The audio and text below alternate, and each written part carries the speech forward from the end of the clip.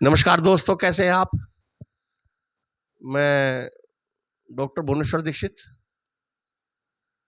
आशा है आप अपने परिवार में कुशल मंगल से होंगे और अपना जो कोटेदार भाई हैं सभी अपना वितरण में व्यस्त होंगे। जब से हमने वीडियो शूट करनी शुरू करी और लोक दर्शक पर डालनी शुरू करी, अभी तक 21,94,000 लोगों ने ये वीडियो देखी है और 3,276 कुल सब्सक्राइब हुए हैं। यानी कि 3,276 लोगों ने अभी तक इस चैनल को सब्सक्राइब किया है। कहने का मतलब यह है कि जो भी आपके जानकारी के लिए, आपके फायदे के लिए वीडियो हम शूट करते हैं, वो केवल 3,276 लोगों तक ही ऑटोमेटिक जाएगी। और 3,276 में ऐसे भी व्यूवर्स हैं जिन्होंने वीडियो देखी या समाचार देखा अथवा जो हम बुलेटिन जारी करते हैं उसे देखा, उसमें में भी सब्सक्राइबर हैं। तो यदि आप ये चाहते हैं कि ऑटोमेटिक आप तक सूचनाएं यूट्यूब पहुंचाए आपके नोटिफिकेशन में, तो जिन लोगों ने चैनल को सब्सक्राइब नहीं किया वे सब्सक्राइब कर लें। इसमें कोई खर्चा नहीं आता, केवल एक बटन दबाना होता है। यदि आप नहीं दबा सकते या आपको जानकारी नहीं है तो आपके जो बच्चे हैं वे बहुत होशियार हैं इस मामले में, आप उन्हें बता दीजिए और वो इसे सब्सक्राइब कर देंगे, जिससे कि जो भी आपके काम की वीडियो शूट हो, अपलोड की जाए, वो आप तक आसानी से पहुंच सके। दूसरा तरीका है ग्रुप में डालने का। ग्रुप में किसी ने देख ली, किसी ने नहीं देखी, किसी ने आप तक भेजी या नहीं भेजी, वो दूसरों के ऊपर डिपेंड है। इसलिए यदि आप चाहते हैं कि सीधी आपके मोबाइल पर नोटिफिकेशन आए तो सब्सक्राइब करें, जिन्होंने नहीं किया और जो नए आदमी हैं वे तो जरूर करें। और आपको यदि जानकारी अच्छी लगे तो उसे लाइक भी करना, अंगूठे का बटन है ऐसे, उसे दबाना और अपना कमेंट्स भी करना, जिससे कि हमारा हौसला बढ़ता रहे और हम वीडियो अपलोड करते रहें और आप तक सही जानकारी, ऑथेंटिक जानकारी, प्रमाणिक जानकारी आप तक हम भेजते रहें। आपने देखा भी होगा पहले जो हमारे व्यूवर्स हैं कि जो भी हम जानकारी देते हैं, यदि हमारे पास सही है तो वो देते हैं, यदि नहीं है तो हम उस दिन वीडियो भी शूट नहीं करते। तो कल मैंने वीडियो शूट की, अपलोड करी। 2 वीडियो शूट हुई थी। एक वीडियो में सहायक अध्यापक जो प्राइमरी पाठशाला के हैं उनके बारे में बताया गया, और लखनऊ में कुकरेल नाला है जिसे नदी बताया जा रहा है, अधिकारियों ने योगी आदित्यनाथ के संज्ञान में लिए बिना वहां पर नोटिस जारी कर दिए, निशान लगा दिए, तोड़ फोड़ की कार्रवाई कर दी। एक पूरा मोहल्ला तो तोड़ ही दिया था। तो वो घटनाक्रम हुआ, लोग आंदोलित हुए, आक्रोशित हुए, एकत्रित हुए। तदुपरांत योगी जी को सोचने मजबूर होना पड़ा और उन्होंने ये दोनों फैसले वापस ले लिए। कल वीडियो में हमने आपको ये बताया था। आज हम कोर्ट के बारे में बताने जा रहे हैं, इसलिए वीडियो को पूरा देखना और अपना कमेंट्स करना, लाइक करना, सब्सक्राइब करना। 2018 में कोटेदारों की यूनियनों ने इकट्ठा होकर के खाद्य सचिवों को लाभांश वृद्धि के लिए एक पत्र लिखा था। आप लोगों ने आंदोलन भी किया था, वितरण बहिष्कार भी किया था, हड़ताल भी की थी। तो उसका प्रस्ताव खाद्य कार्यालय से बना करके विभिन्न प्रक्रिया से गुजरता हुआ योगी आदित्यनाथ के पास तक पहुंच गया, ऐसी सूचना हमें प्राप्त हुई है। जानकारी जो सबसे ज्यादा दुखद प्राप्त हुई है यह हुई कि योगी जी लाभांश वृद्धि करना चाह रहे थे। गोरखपुर में वो मठ में गए हुए थे, कोई वहां पर सप्लाई इंस्पेक्टर थे गोरखपुर के, उनका मठ में आना जाना होता था योगी आदित्यनाथ जी के पास। तो उन्होंने जानकारी ली कि भाई ये क्या व्यवस्था चल रही है, क्या इनका लाभांश कम है, क्या बढ़ा देना चाहिए कुछ। उन्होंने इसके बारे में पूछा, जो भी पूछा। तो सूत्रों के हवाले से जो खबर हमारे सामने आई कि उस पूर्ति निरीक्षक ने योगी आदित्यनाथ को गुमराह किया और उनको कहा कि ये तो चोरी करते हैं, गलत तोलते हैं और पता नहीं क्या क्या उनके सामने बात बताई कि शिकायतें आती हैं, यूनिट काटते हैं, कम तोलते हैं, कम राशन देते हैं, फर्जी यूनिट है, ये तो बहुत ज़्यादा कमा लेते हैं। तो ये निगेटिव पॉइंट योगी जी के दिमाग में बैठे हुए हैं, इसलिए वो लाभांश वृद्धि नहीं कर रहे हैं। जिस पूर्ति निरीक्षक को गोरखपुर के राशन विक्रेता अपने भगवान की तरह मानते हैं, उनके कहने पर चलते हैं, उनके आदेश पर चलते हैं। कोई यादव है वो, जो नाम हमारे सामने आया है, उन्होंने कोटेदारों के पेट पर लात मारी है। बड़ा ही दुर्भाग्य कहना चाहिए। और मेरा तो मानना यह है कि जो पीड़ित होता है उसकी हाय जब पड़ती है तो उसे जरूर असर पड़ता है उस हाय का। तो ऐसे व्यक्तियों का जो होता है वो अंत बहुत गलत होता है। इसके बाद राजेश तिवारी जी जो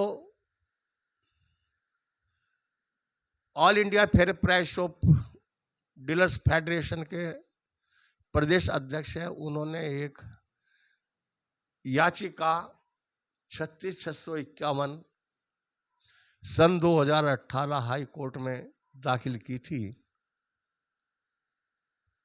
उस पर निर्णय हुआ, किंतु निर्णय स्पष्ट नहीं हो पाया। साफ निर्देश नहीं दिए न्यायालय ने और यह कहा कि आप प्रतिवेदन खाद्य विभाग को दें और खाद्य विभाग इस पर विचार करेगा। यदि विचार नहीं करता तो आप दोबारा कोर्ट आइए। उन्होंने वो प्रक्रिया की, किंतु समय बीत जाने के बाद भी खाद्य विभाग के अधिकारियों के कानों पर कोई भी जू नहीं रहेंगी। कोई भी कार्रवाई विभाग से नहीं हुई, ना मंत्रालय से हुई। उसके बाद उन्होंने कोर्ट ऑफ कंडक्ट किया, न्यायालय के आदेश की अवहेलना का मुकदमा दाखिल किया। उस पर सुनवाई हुई, उस पर भी कोर्ट ने कोई स्पष्ट आदेश नहीं दिए। उस पर यह कहा गया कि रजिस्टर्ड डाक से भेजिए और एक लिफाफा लगाकर भेजिए। मैंने कई बार आपको ये बात बता दी इस केस के संबंध में। जिन्हें नहीं पता मैं उनके लिए दोबारा रिपीट कर रहा हूं। तो आज तक उस प्रत्यावेदन पर भी कोई कार्रवाई नहीं हुई। इस प्रकार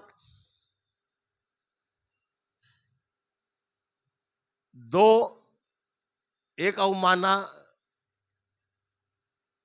याचिका, एक सिविल याचिका डालने के बाद भी कोटेदारों को कोई राहत मंत्रालय से नहीं मिली। अब इसके बाद 15 जो ताजी सूचना है, ध्यान देने वाली बात है ये, 15 जुलाई को राजेश तिवारी जी ने पुनः फिर कोर्ट की अवमानना, कोर्ट ऑफ कंडम का केस दायर कर दिया है। इसके पुख्ता सबूत मेरे पास है, जिसमें संभवतः अगले हफ्ते वो रिट नंबर पर आ जाएगी और उस पर क्या निर्णय होगा वो तो बाद की बात है। किंतु तीसरी कोर्ट की अवमानना याचिका दाखिल कर दी गई। इस अवमानना याचिका में एक शपथ पत्र लगता है। जो शपथ पत्र लगाया गया वो चंदौली से रमेश कुमार पांडे उन्होंने लगाया। इसके बाद 2 याचिका रमेश कुमार पांडे ने और दाखिल की है 15 तारीख को ही, यानी कि 15 जुलाई जो अभी कल परसों गई, जिसमें एक याचिका छिजन के लिए है कि कोटेदारों को बार बार तोलने पर उनके खाद्यान्न में घटोतरी हो जाती है, खाद्यान्न घट जाता है। इससे पूर्व रमेश कुमार पांडे ने छिजन के लिए 25/6/24 को ईमेल से प्रमुख सचिव को पत्र लिखा था कि कोटेदारों को छिजन मिलनी चाहिए। इससे पहले 26/3/24, 24/4/24, 31/5/24 छिजन की स्वीकृति देने के लिए इन्होंने ईमेल के माध्यम से, रजिस्टर्ड डाक के माध्यम से विभाग को लिखा, किंतु विभाग के कान पर जू तक नहीं रेंगे। इन्होंने 17/5/24 और 20/5/24 को जिला पूर्ति कार्यालय चंदौली को इस आशय से लिखा कि प्रबल संस्तुति करके आप भेज दीजिए, और जिसकी प्रतिलिपि उन्होंने खाद्य विभाग प्रमुख सचिव और खाद्य आयुक्त को भी भेजी। किंतु अभी तक उस पर कोई भी कार्रवाई नहीं हुई। उन्होंने पत्र में आंकड़े दिए हैं, मार्च, अप्रैल, मई और जून 4 महीने के आंकड़े दिए हैं अपनी दुकान के, कि इनकी दुकान पर इन 4 महीनों में 5 कुंटल 78 किलो चावल और 3 कुंटल 76 किलो गेहूं तोलते वक्त घटा है। इससे पूर्व इन्होंने छिजन की एक याचिका दाखिल की थी, जिसे कोर्ट ने यह कहकर निरस्त कर दिया गया कि इसके हमारे पास कोई भी साक्ष्य नहीं है, आप साक्ष्य प्रस्तुत कीजिए। तो रमेश कुमार पांडे जी, जिन्होंने दोबारा फिर इस छिजन की याचिका को 15 तारीख को कोर्ट में पेश किया है, जो दाखिल हो चुकी है, और उस पर सुनवाई अगले हफ्ते होनी है। फिर उसके बाद क्या स्थिति होगी कोर्ट की, वो आपको समय पर बता दिया जाएगा। तीसरी याचिका और कोर्ट में पेश हुई है, जिसमें उत्तर प्रदेश में लगभग 50-60 दुकानें ही अन्नपूर्णा भंडार या आदर्श उचित दर दुकान बनाई गई हैं, जो ग्रामीण क्षेत्रों में ग्राम सभा की भूमि पर बनाई गई है। इन दुकानों पर खाद्यान्न के साथ साथ 36 चीजें जो सूचीबद्ध है, उन पर भी बेचने का प्रावधान है। किंतु वो जितनी दुकानें बनी हैं, उसके बाद सरकार ने बाकी दुकानें बनाकर नहीं दी। वो सरकारी भूमि पर बनेगी, जिसमें लाइट होगी, पंखे होंगे और शौचालय होंगे, पानी की व्यवस्था होगी, कार्ड धारकों को बैठने के लिए छाया होगी। उस मॉडल शॉप को, यानी आदर्श उचित दर दुकान को पूरे प्रदेश में बनाने के लिए रमेश कुमार पांडे ने ही तीसरी याचिका दाखिल की है, वो भी 15 तारीख को की है। आपको बता दें कि इन सभी याचिकाओं को सुभाष चंद्र यादव वरिष्ठ अधिवक्ता है, उनके निर्देशन में ये दाखिल की गई है। इन सभी केस की कार्रवाई सुभाष चंद्र यादव करेंगे। उन्होंने पहले भी कई याचिकाओं का निस्तारण किया है, जिसमें मुख्य रूप से जो खाद्य सुरक्षा उत्तर प्रदेश में लागू हुई है और लोगों को 2 रुपए किलो, 3 रुपए किलो खाद्यान्न, और वर्तमान में प्रधानमंत्री अन्न योजना के अंतर्गत मुफ्त में खाद्यान्न की सामग्री की आपूर्ति की जा रही है, ये याचिका भी सुभाष चंद्र यादव ने ही कराई थी और उसका पैरवी की थी, और उसका निर्णय आपके सामने है कि आप खाद्य सुरक्षा अधिनियम के अंतर्गत खाद्यान्न की आपूर्ति कार्ड धारकों को कर रहे हैं। तो इस प्रकार ये आपको सूचनाएं हम लगातार देते रहेंगे। इसके अलावा जो भी अन्य सूचनाएं हमारे पास आती रहेंगी, वो समय समय पर हम वीडियो के माध्यम से आपको अवगत कराते रहेंगे। एक याचिका और है 94/02/2024, जो रमेश कुमार पांडे ने ही दाखिल की थी, जिसमें विभाग कह रहा था कि बिक्री रजिस्टर बनाया जाए।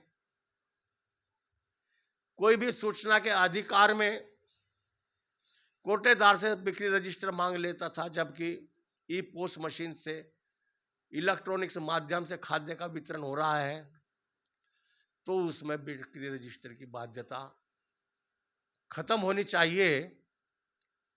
उस बारे में खाद्य आयुक्त ने जो काउंटर एफिडेविट लगाया है विभाग से, उन्होंने कहा है कि इस पर हम विचार कर रहे हैं कि इसकी बाध्यता खत्म होनी चाहिए, क्योंकि अब वितरण इलेक्ट्रॉनिक्स माध्यम से हो रहा है, और जब इलेक्ट्रॉनिक्स माध्यम से हो रहा है तो सारा डाटा मशीन में इकट्ठा हो जाता है कि कौन खाद्यान्न लेकर गया है, कौन नहीं लेकर गया है। इसलिए बिक्री रजिस्टर की कोई भी आवश्यकता नहीं है। तो ये माना है खाद्य विभाग ने तो इस पर तो जल्दी फैसला हो सकता है बहस पर, और जिसमें आपको बिक्री रजिस्टर से छूट मिल जाएगी। आपको यदि वीडियो ये अच्छी लगी है, हमारी सूचना अच्छी लगी है, तो आपसे दोबारा फिर आपका कोई खर्चा नहीं होना है। आपको बटन दबाना है सब्सक्राइब का, लाइक का, और लिखना है प्यारा सा कमेंट्स, जिससे कि हमें पता चले कि हमारी वीडियो कहाँ कहाँ से देख रहे हैं, और इसे जिन लोगों को नहीं पता है वहाँ तक वीडियो को आप अवश्य भेजें। प्रयास करें कि प्रदेश में 80,000 कोटेदान है उत्तर प्रदेश में, वहाँ तक वीडियो सभी तक पहुँच जाए। देखने के लिए बहुत बहुत धन्यवाद। नमस्कार। जय हिंद, जय भारत।